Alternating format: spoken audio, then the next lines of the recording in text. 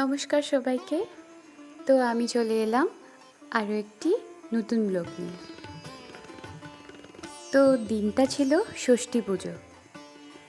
ষষ্ঠী পুজো তো ছিল, কিন্তু এত বৃষ্টি, একটানা বৃষ্টিতে সব কিছু জোগাড় যন্ত্র করতে যা হয়রানি হয়েছে তার বলে বোঝাবার মতো না।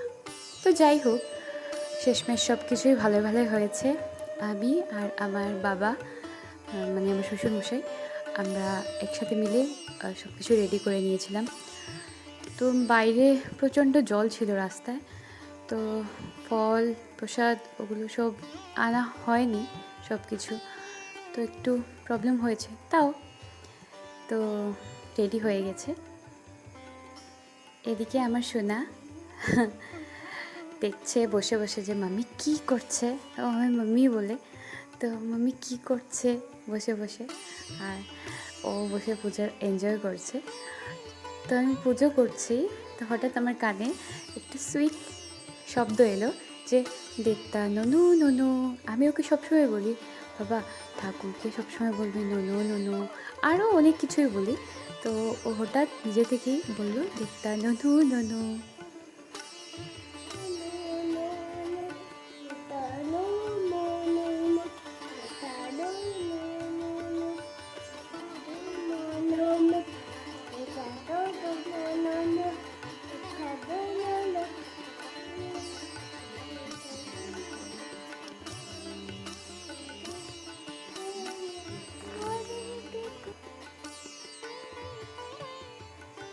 এত মিষ্টি একটা আওয়াজ শুনে পূজার আনন্দটাই দ্বিগুণ হয়ে গেল। আর যার জন্য পূজা করছি ওই আমার সাথে বসে বসে এনজয় করছে। আর সব থেকে ভালো ওই দিনটা ছিল যে সানডে ছিল, আর পাপাও বাড়িতে ছিল, তাই আমি নিশ্চিন্তে পুজোতে মন দিয়েছিলাম, নাহলে তো মেঘসোনা আমার কুলেই থাকতো। তারপরে আমি ধূপ দ্বীপ দেখিয়ে মা ষষ্ঠী মাকে প্রণাম করে বললাম, মা গো, আমার মেঘসোনা আর আমার বড়ো ছেলে আমার তানসোনা দুজনকেই ভালো রাখো, আর পৃথিবীর সব সব বাচ্চারা যাতে ভালো থাকে, যাতে কোনো কষ্ট না হয়, ওরা সবাই ভালো থাকে। আর আমার মেঘসোনা আর আমার তানসোনাকে আশীর্বাদ করো মা। তারপর তারপর কী হলো জানেন?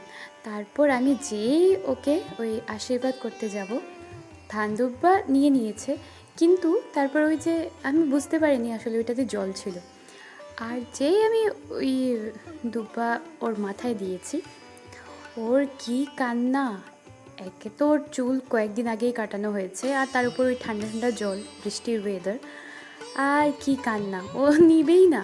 তারপর অনেক কষ্টে ওকে সামলে আমি ওই 60 বলে 7বার দিয়েছি জলগুলো, অনেক কষ্টে। কি কান্না! একটাও ফটো, আমি বললাম যে একটা পোজ দে পাপা, না, ও কান্না কি কান্না, কি দিয়ে দিয়েছি ওকে। তারপর ওইটা দিয়ে আশীর্বাদ করে আমার মেঘসোনাকে ওপো খাইয়ে দাইয়ে আর আমরা একটু ফটোশ্যুট করলাম। তো ভালো লাগলে আমার ভিডিওটা লাইক শেয়ার আর ফলো করবেন। লাইক শেয়ার আর ফলো টাটা।